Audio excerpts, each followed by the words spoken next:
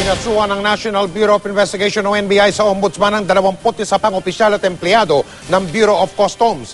Kaugnayan ng pagkawala ng 2,000 container van noong nakaraang taong. Nakatutok si Julio Segovian na naman.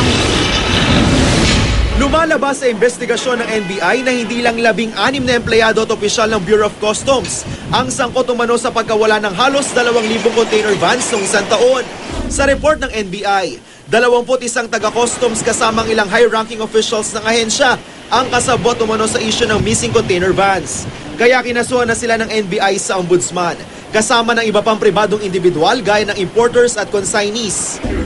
Posible pa raw madagdagan ang bilang ng mga makakasuhan, lalo pat 20 pa lang sa halos 2,000 nawawalang container vans ang nasisiyasat ng NBI. Now, if these are the same people that were involved in the other container vans, then sila lang matamaan ito. But I doubt, I think there are other customs officials na hindi siguro nasama rito. Kahit sino matamaan, di pasensyahan na lang. Bukod sa kasong graft and corruption ay sinampas sa ombudsman, nauna nang kinasuhan sa DOJ ang 7 customs employees at 14 na pribadong individual kaugnay nito. Dahil sa missing container vans, daang-daang milyong piso raw ang nawala sa kaban ng bayan. Nakalusot daw ang mga importer sa pagbabayad ng duties at taxes dahil sa tinatawag na transshipment, kung saan pinapayagang makapasok sa bansa mga cargo vessel at sisingilin na lang ng buwis sa pantalang huling destinasyon nito.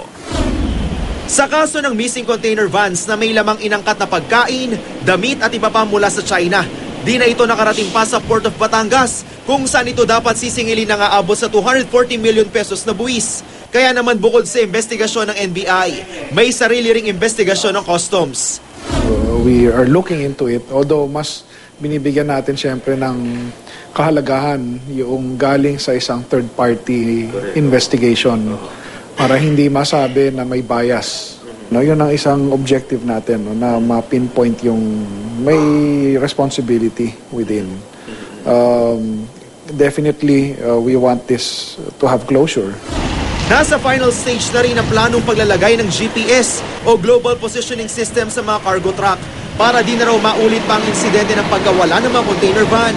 Natagalan lang daw ang pagpapatupad nito dahil naghanap pa ang customs ng iba pang service providers. Ang ginagawa nitong GPS devices or the Global Positioning System devices, sinusundan nila yung container van as it moves, no, real time, at lumalabas sa isang electronic map. Sa susunod na buwan, ipapatupad na raw ang GPS sa mga cargo truck. Julio Segovia, Nakatutok, 24 Oras.